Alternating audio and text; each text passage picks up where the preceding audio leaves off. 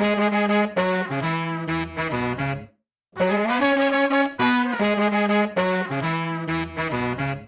everyone, Neil Patel here. Thank you for downloading the latest episode of the Indian Startup Show. And today I speak to Piyush and Khushboo Jain. They are the co-founders of Impact Guru. It's a Take for Good platform that provides complete crowdfunding solutions to empower people raising funds for medical emergencies and social causes. Talk about how they got started and overcoming obstacles. Both share great crowdfunding stories. And they also talk about the qualities you need to get your startup off the ground. And they also give great advice on what to say to investors. Talk about leadership styles and business models, and finally, some important marriage advice. So please enjoy the show. Thank you. Hello guys, thank you for coming on the Indian Startup Show today. Thank you for having us. Excellent. Please tell the listeners what you're building. So we're in the business of online crowdfunding. Essentially, it is a platform that provides free money to people. Mm-hmm. So a perfect use case would be somebody who's going through a medical emergency and does not have enough savings to pay for the treatment, doesn't have medical insurance, not able to get medical loans instantly. They come to our platform, impactguru.com. They start a fundraiser page and they raise money. So far, we have been able to raise money for more than 10,000 people, organizations, individuals included. And with the help of our partners, we have raised about $19 million already in the past 4 years of time. So yeah, that's what we do. We give free money to people. Excellent. And where did you get the idea from? What was the initial light bulb moment? So when I was a student at Harvard University, I was very curious about exploring new ways to finance social as well as entrepreneurial ventures. During that research, I came across crowdfunding models in the US, platforms like Kickstarter and Indiegogo, which was scaling very well. And I realized that this model was very interesting, given India's large population, smartphone penetration. If it could be tweaked a little bit for a social purpose, perhaps it could really scale. And so that was really the beginning of working on this idea, which translated into me doing my graduate thesis at Harvard and getting incubated at the startup incubator there. And then we kept on pivoting and building on the idea from there.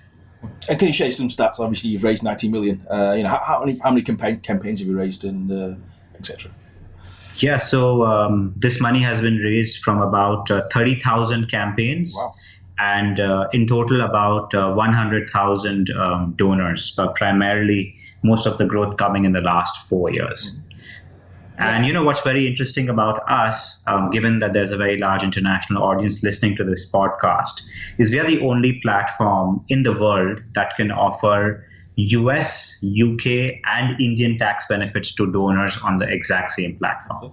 And particularly for a platform that's focused on India, given the very large Indian diaspora present in the US and UK, that's a very significant differentiating factor, because Indian people globally like to give back to their country. And I know that since both Khushboo and I have lived in various countries around the world, including US, UK, Southeast Asia. And that passion of giving back is something that is very constantly on our mind. And so that's why we are the best platform for Indian diaspora around the world. So you got some great stats there. Is that what you expected when you first started? I think when we started, it was primarily just a passion to give back to our country, having lived for more than a decade abroad. I think as we got deeper and deeper into execution, we realized that there was a really significant market opportunity for us to not just help people, but also create a long-term sustainable and profitable business.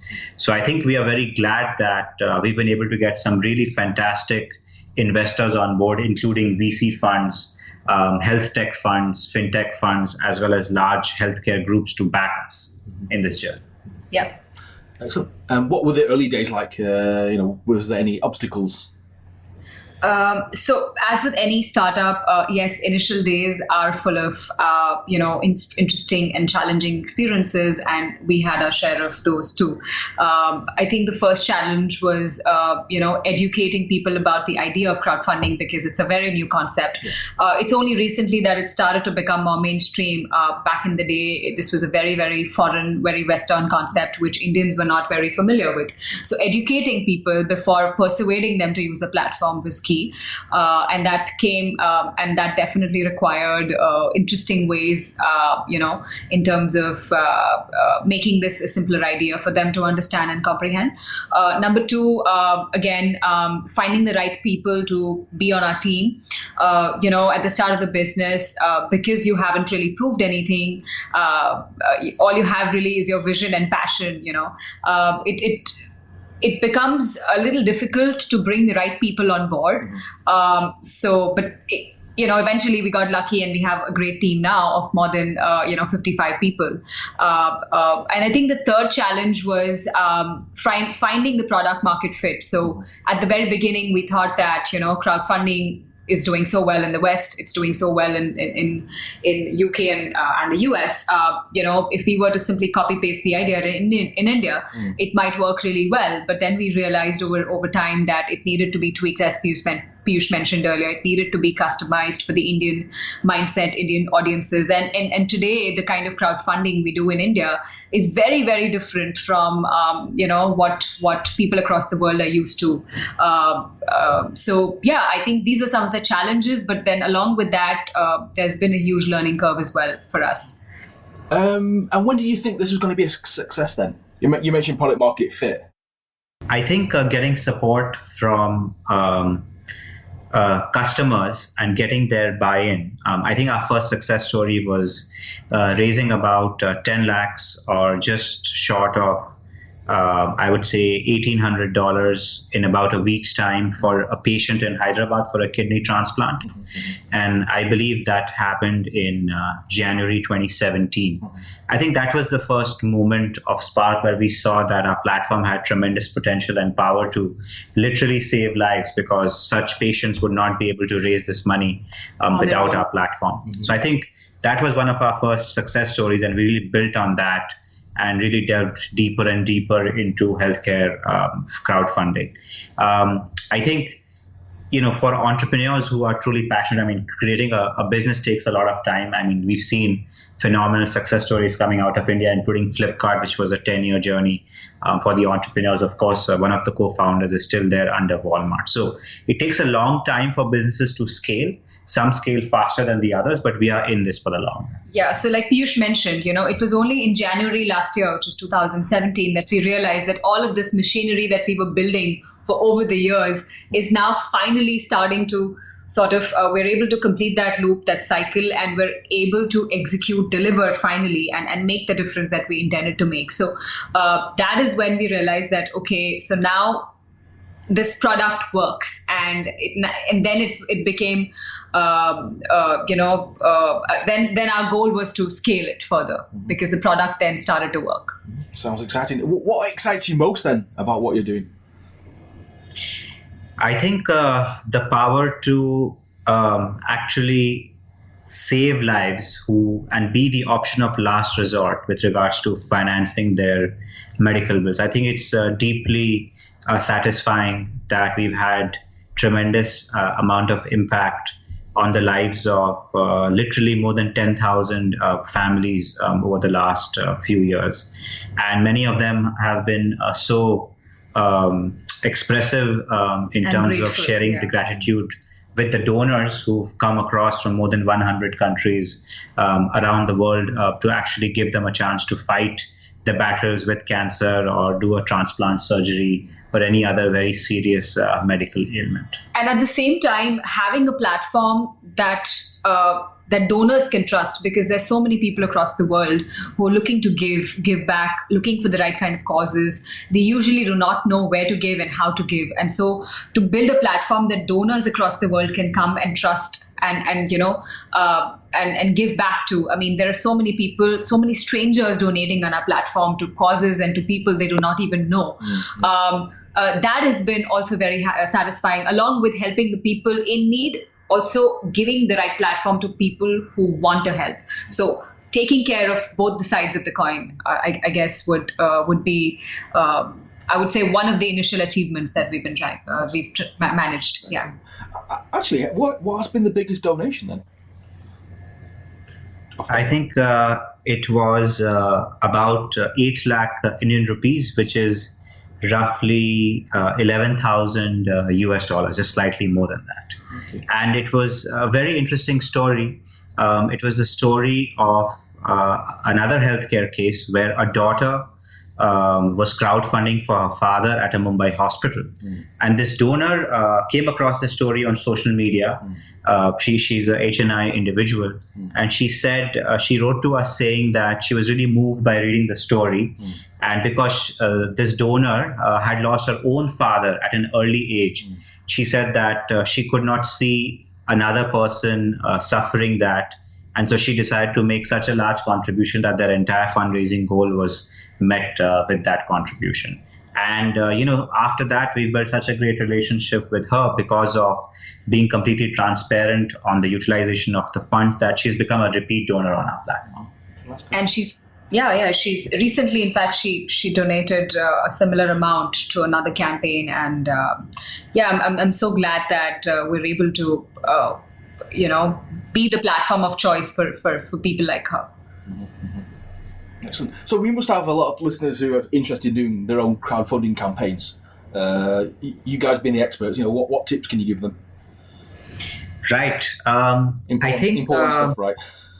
Yes, absolutely. So I think when we talk about donation crowdfunding, I think it's very important to realize that the amount of funds raised on any campaign is highly correlated to the amount of social media shares. Okay. So I think if you are planning to create a fundraising campaign, it's very important that you spread the word through WhatsApp, through Facebook, not just a Facebook post, but also using Facebook Messenger to send individual messages to potential donors, using emails. I think beyond that, also, I think we're living in an era where video content, significantly dominates people's attention. So just a text fundraising appeal is not enough. You really have to create a very attractive and catchy video to entertain, perhaps not entertain, but to basically attract the attention of not just your direct social media connections, but also to be able to influence your first degree connections to be able to attract more donations from their own first and second degree connections. I think those would be some of the key tips that I could think of. Khushboo, would you like to add? And I think regular updates. So again, this would be an advice to all our campaigners that when you start a campaign, you owe it to your donors to give them updates, the transparency, what exactly happened with that money. So Impact Guru our platform is designed to for people to get regular reminders to update their donors, in terms of what has happened, because these are the people who, who've been so generous without knowing this person, and it's so important to give them that update. That's all they ask for, really. So I think updating them and closing the loop is very, very important, along with sharing your campaign as much as you can. Yeah. So things are going really well. What would you say is the hardest bit about building this business?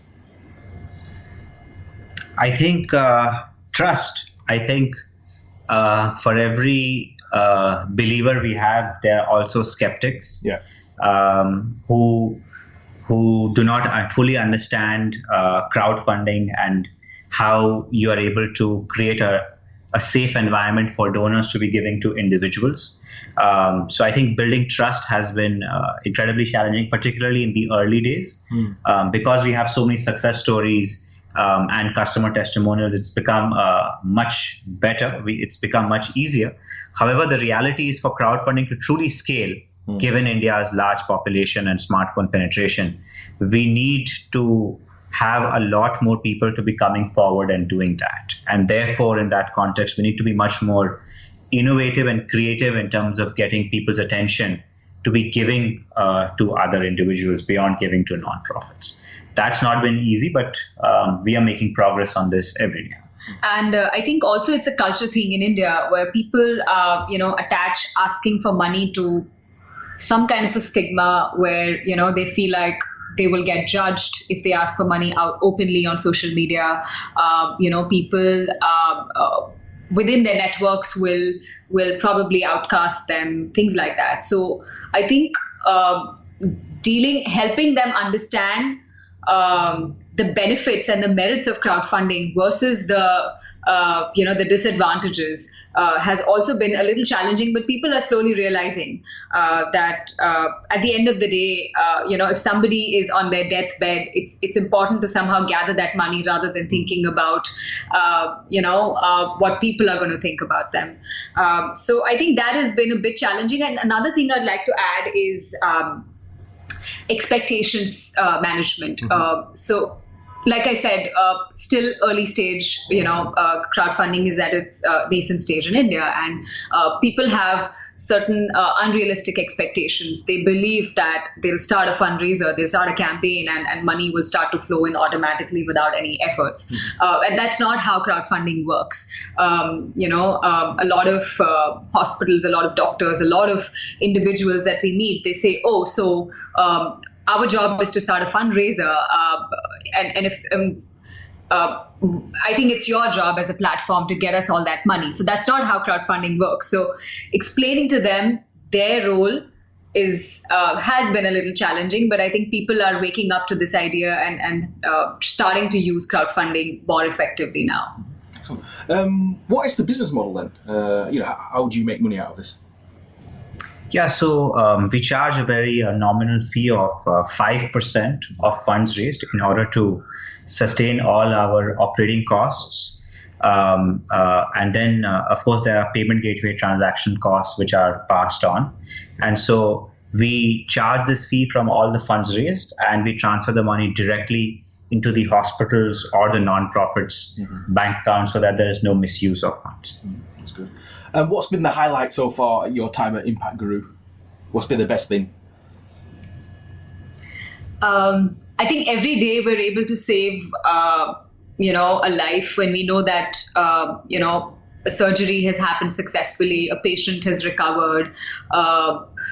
Definitely becomes a very, very important day and a very rewarding moment for us. One such moment comes to mind when recently one of our patients by the name of Naveen Nayak went through a bone marrow transplant surgery. Thanks to the money they raised on a platform, and this patient along with his family came to our office to thank each one of us. And I think that was a very, very moving moment for all of us. And in fact, we recorded this video, which you probably might be able to see somewhere online. And I think that is definitely one of the most rewarding moments so far. This patient coming to our office after his surgery to thank us. I mean, what better gift than that for all of us as a team? Yeah. Let's talk about you two guys then. Usually I ask how the co-founders met, but you're actually married, right? Yes. Okay, cool. And how's that working out as a married couple working on a business, 24/7, 365 days a week? Yeah, so I think it's been a fantastic journey. We've been doing this for more than 4 years now. Okay. I think it has allowed us to have a greater understanding of each other's strengths as well as our personalities. I think, the success of early stage startups is very highly dependent on having a strong set of co-founders who have complementary skill sets. And I think I'm very lucky that Khushboo brings a completely different skill set to mine, which has allowed us to scale and to experiment in different ways as to whatever is necessary in order to create the kind of impact that we have. So I think there could not have been a better co-founder for Impact Guru from my standpoint. Yeah, I think Piyush has answered this beautifully, I think, already. I echo his thoughts. Also, I think our goals in life are so aligned that it becomes so much easier when that to then align our goals for the business and to have each other's back, to have a very deep, because we have such a deep understanding of each other in personal life. It allows us to understand each other as co-founders as well. So I think that has been another plus for us. I would just add that there have been a lot of skeptics of this, including employees whom we had interviewed, including some investors whom we were pitching to, who seemed to absolutely detest the idea. But the reality is that we decided to ignore that and focus on execution and bringing high quality results. And as a consequence of that, we've really scaled phenomenally, recently raised a large investment round, which makes us the most well-funded crowdfunding company in Asia after China. So I think for those listeners who are also thinking about a similar journey, I think you need to focus on your passion and just execute. And that's the ultimate thing that matters the most. Yeah, provided I think both the co-founders have similar career goals. I think as long as that is taken care of, I see no issues with husband and wife or couples being co-founders. But how do you feel about you're doing a pitch into a VC, he turns you down? I think startups require incredible amount of persistence. So I think the only way to scale is to continuously learn as well as unlearn. So with every rejection that we have received, we ask people to give us feedback. What could we do better? And as a consequence of going through that process is where we have ultimately landed up today. So I think rejection and dealing with failure is a very integral component of being an entrepreneur. And I think it's very important for people to go through this journey, because the character that you develop after going through this experience makes you a better professional in business, but also makes you a better individual person. Yeah. Excellent. You must have done quite a few pitches then. Any tips on pitching for our listeners? What you should say, what you shouldn't say? Yes, I think, I have probably pitched maybe more than 100 times now to different types of investors in different cities, in tier 1 cities, tier 2 cities, as well as in international markets. So I think if I had to summarize some of my key learnings, I think the first thing is practice. A lot of entrepreneurs do not realize when they're pitching to investors that you're talking to a stranger who's completely clueless about your business. And you need to figure out the most effective way of summarizing what it is that you're doing to a complete stranger who does not talk your own business language every single day. So I think practicing in front of other people helps you basically polish the rough areas. Secondly, I think it's very important to customize the pitch. I think when you're pitching to a VC versus when you're pitching to a HNI angel investor versus when you're pitching to a large publicly listed venture, you need to understand what are the different motivations of people who are investing in the venture and be able to speak to the kind of things that are most relevant to them within your venture. And I think a lot of people go with a very standard pitch to every single investor, which is often not effective. I think the third thing is to often be very, very sharp and nuanced in terms of the Q&A, because often that's what separates the boys from the men in terms of your conviction, in terms of answering very difficult questions with regards to your scalability, your profitability, and why you should exist versus some of the other options that are there out in the market. And so the conviction of your answers often gives the confidence to various investors to back you over someone else. And so that happens when you really believe in your business. I think those would be some of my key highlights. Excellent. Okay. Actually, you just mentioned Harvard before. What was that like? Yes, I was very privileged to study at the John F. Kennedy School of Government at Harvard University. It was a master's in public policy program. I think, it was a very enlightening experience to be able to, study with colleagues from maybe 70, 80 countries around the world, to take various classes and to be able to work on real world problems. I mean, for me personally, my grad school experience was a lot more about developing my soft skills. So I spent a lot of time taking classes such as leadership, negotiations, persuasion, public speaking, as opposed to the standard, highly academic public policy curriculum-based programs. I think it was a fantastic experience. I can tell you one specific moment which did have a significant impact for me. There was a class called How to Become a Public Figure. And in this class, the professor ended this class saying, a lot of you might think that coming to Harvard University is a privilege, which is true. But the reality is that what you do with the academics, what you do with the learning that you have here, and how you impact other people is ultimately the privilege that you have now, which a lot of other people do not. So to make sure to not forget that and to make a serious difference in your life. Yeah, I guess it's also responsibility along with the privilege is what I was trying to say. Yes. Yeah. Khushboo, what's your background then? So I went to, I have a degree in, business administration, a master's in business administration with a specialization in marketing. And then I also went to Parsons in New York to study fashion marketing. So my background is luxury and lifestyle goods. I've worked with Manish Malhotra, who's a very, very prolific designer based out of India. I've also worked with Suzanne Roshan, Malaika Arora, and Bipasha Basu's label called The Label Life in the past, basically in fashion merchandising. And then I also was working with labels like Hackett, La Martina, some of the popular luxury labels back in Singapore, where I helped the marketing team launch these brands in Singapore. So that was my background before, starting up. And is this your first startup then? Yes. So both of you, what is the key takeaway from, what have you learned from your first startup or doing your first startup? I think the number one quality that helps is persistence.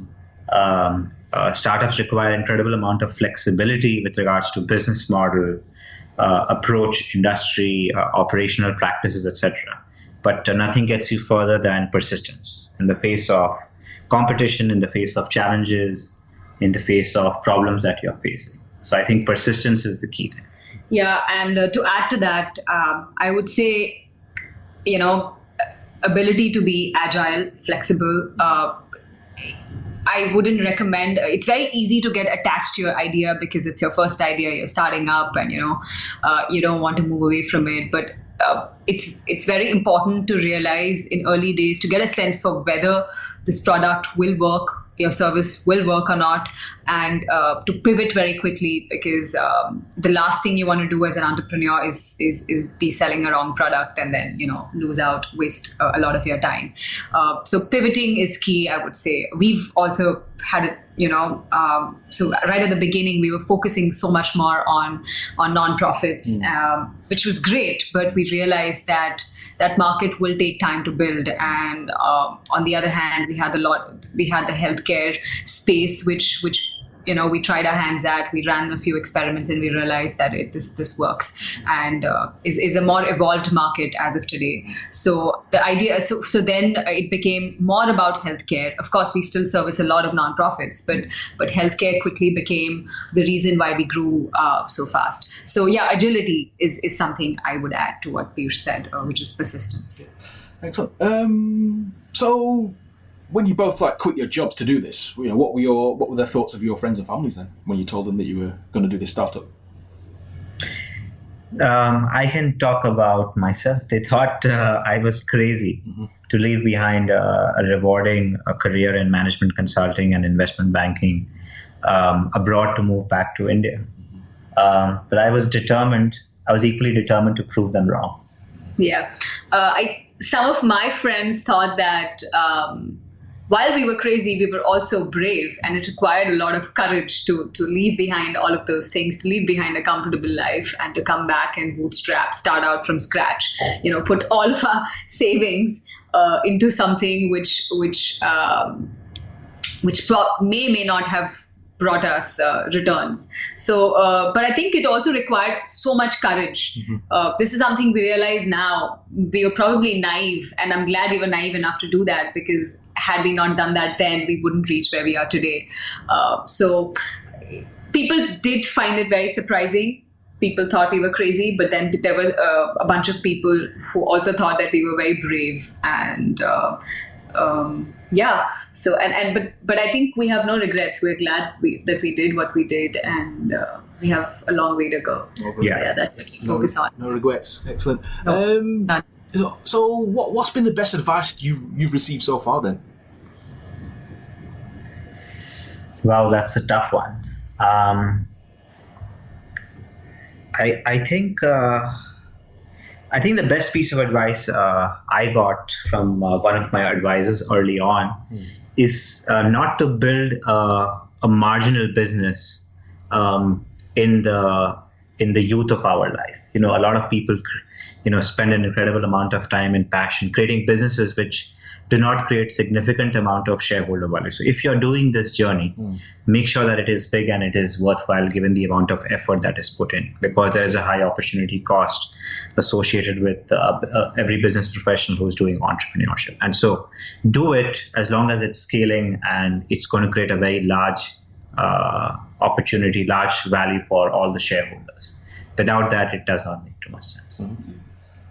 Yeah, and for me, the best advice I have received was that it's so important to be a customer of your own product and service. Because if you can't be your own customer, if you cannot use your own product, then there's no point selling it to the others, because you'll never be able to sell it with conviction. And Piyush did mention earlier during the interview that conviction is key, even when you're talking to investors or you're talking to your customers. So it's so important to be your own customer.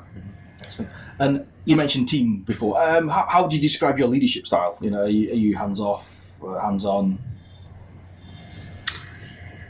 Who's in charge? I think I'm a pretty hands-on leader. Of course, you have to flex your leadership style with every individual. But I think it's very important for early stage CEOs to be very, very hands-on with different parts of the business, to be able to have a good conversation with every single employee across the hierarchy to understand what is the value that they are adding and what are the signals that they are receiving from the market. So without being hands-on, that's not possible. Yeah, just to give you a little trivia on Piyush. So Piyush has this, he recently started something called Lunch with CEO. So every day, one employee in the team gets to have lunch with Piyush. Oh. And so that is the time he utilizes to get to know them better, understand them as people better, understand their goals better, and also, and that has helped us understand, where they're coming from, why they behave the way they behave. It's really been very helpful, and maybe something I might start soon as well. Now coming to my leadership style, I think I am a little more hands-off compared to Piyush. I believe in giving people, because I work with a lot of creative people. I work with a lot of, I handle the design, the communications, the brand. So I'm working with a lot of creative people, and it's so important to give them their space to be able to perform well. At the same time, make sure that you're there when they need you. So I've realized, for me, micromanaging doesn't work very well. Giving them the space is so important. And for that, what's also very important is to hire the right people, the people you can trust, and allow them to have their own space within your company.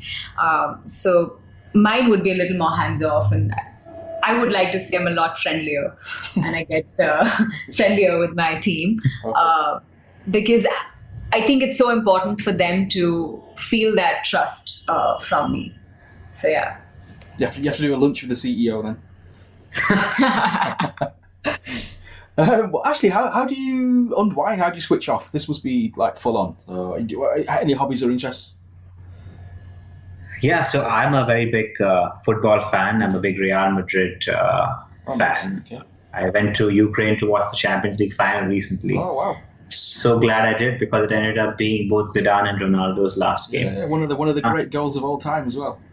Yeah, exactly. Beyond that, I love traveling. I've been to more than 50 countries now around the world. It's a great way to relax.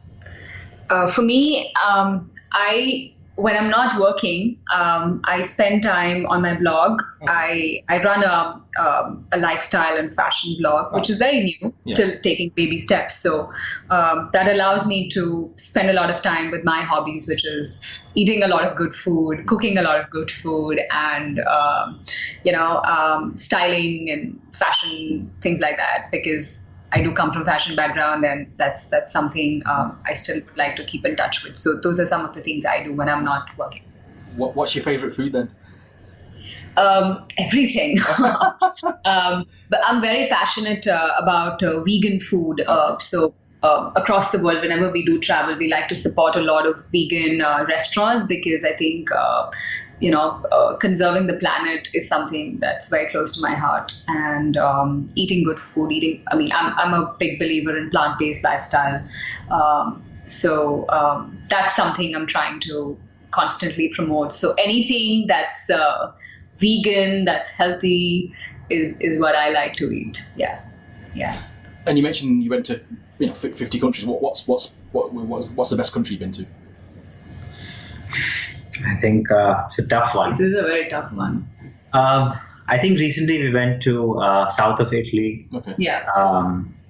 I think we went to Amalfi Coast and various other places. We did some untouched parts of south of Italy, which are not very mainstream, such as Conversano and the whole Puglia region, which is beautiful. Highly recommended for people who haven't visited that part already. Do you have any heroes? Any people you admire? Any people you look up to? So I am a big admirer of Oprah Winfrey. Okay, yeah. I think given the struggles she went through as a child, and how she turned this around for herself, and not just for herself, for so many other people across the world that she's made a difference in the lives of. So I'm a big fan of hers, and I also really like Ellen DeGeneres, because I think she's funny, smart, witty, and she's great. So these are two people I really look up to. For me, it is, I really admire a lot of sports athletes. Okay. And for me, number one on that list is Formula One racing driver called Michael Schumacher. Oh, yeah. Okay. I think he's still in coma, right?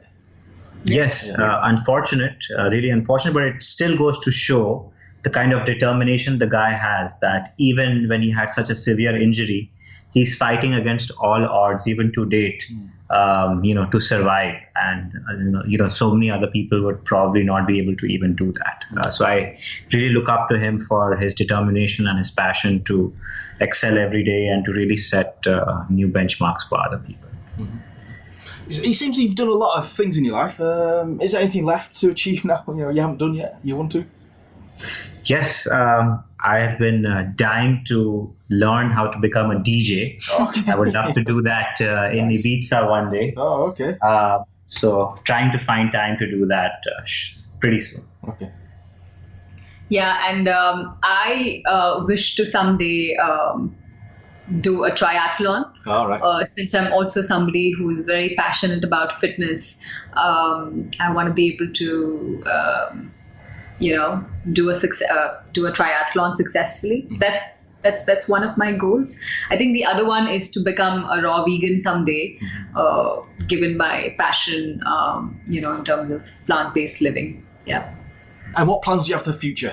Anything exciting you can tell us about?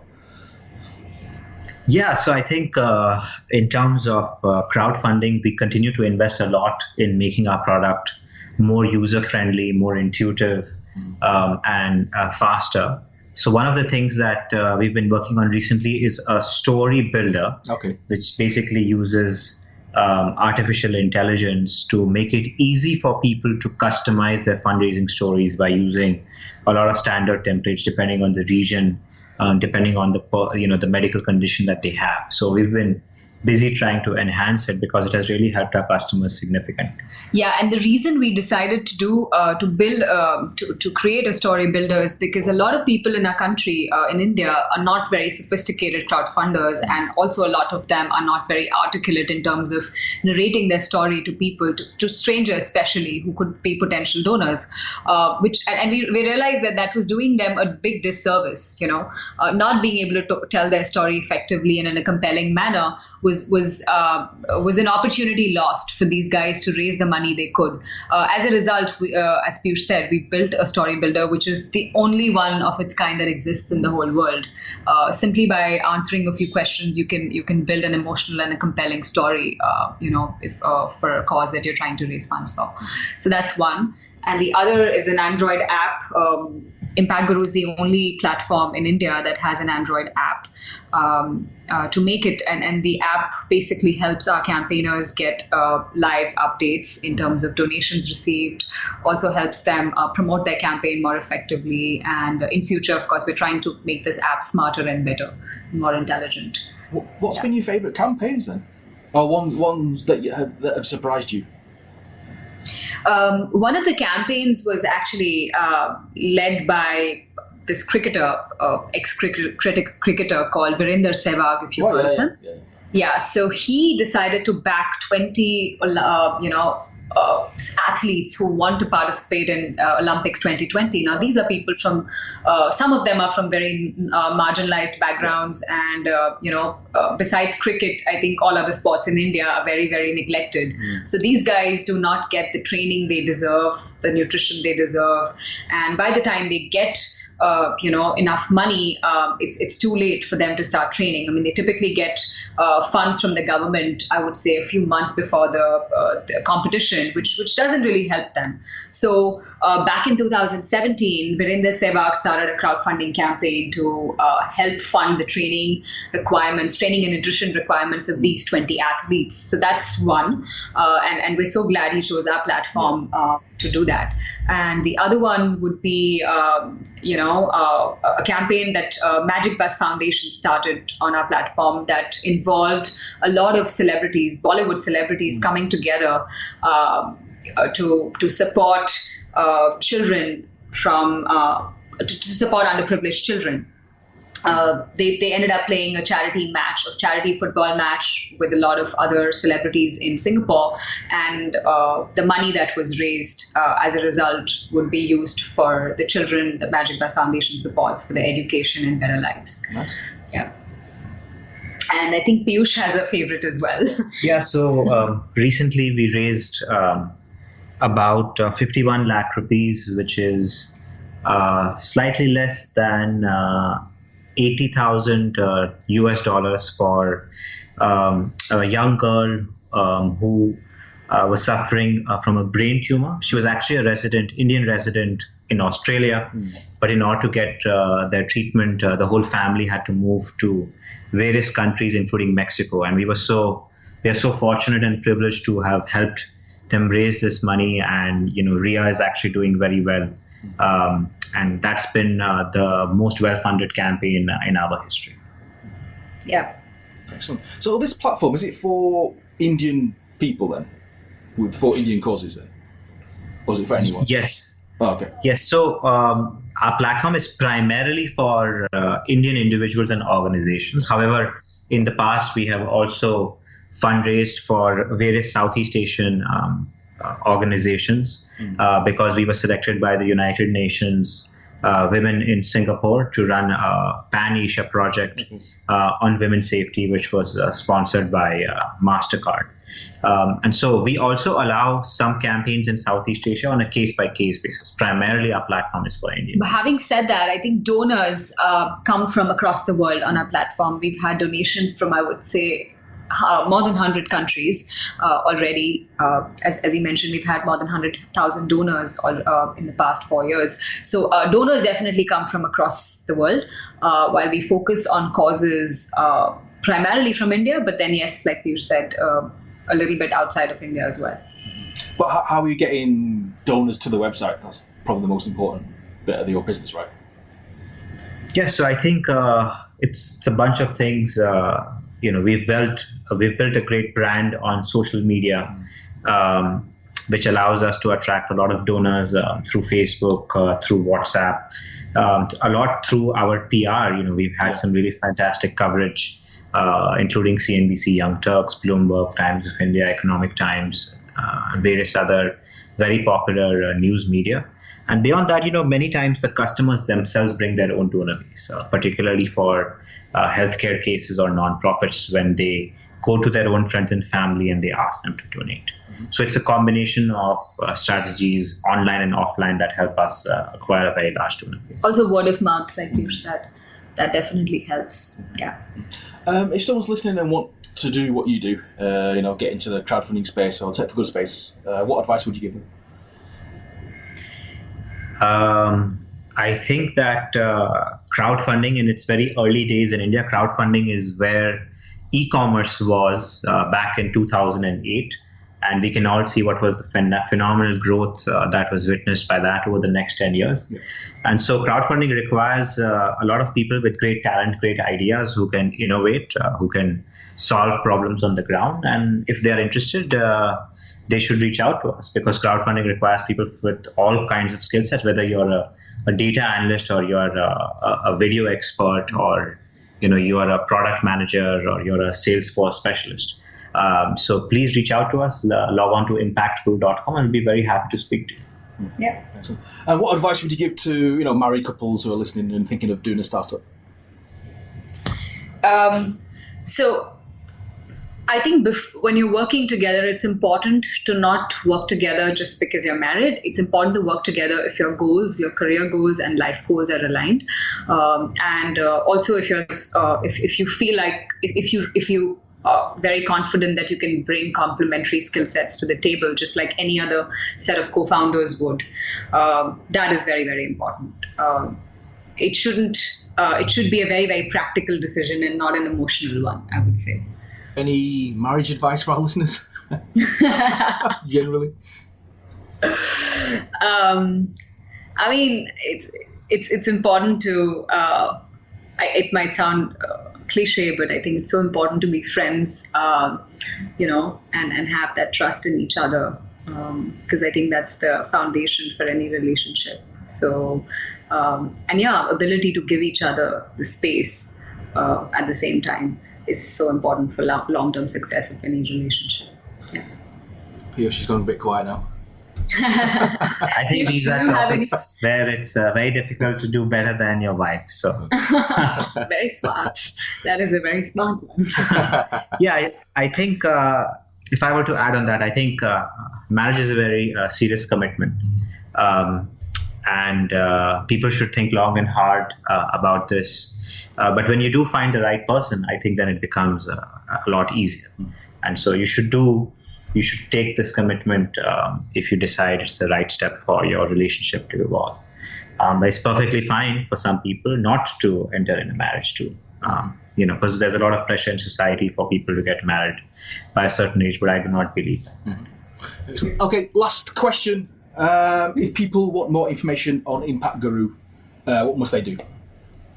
They must log on to impactguru.com, and I think and they should visit our contact us page. They can get in touch with us. They email us, call us, send us messages on our Facebook page, and we will definitely respond as quickly as we can. Excellent. Thank you for coming on the Indian Startup Show today. Thank you so much for having us. Excellent. Really enjoyed it.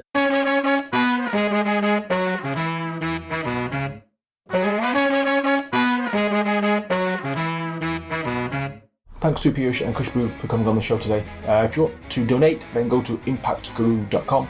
Thank you for supporting the podcast. I should be back next week. If you're building something exciting, please send me an email, hello@neilpatel.co, or tweet @IndianStartupSH, or you can go to facebook.com/Indian Startup Show. I would love to connect. Thank you and goodbye.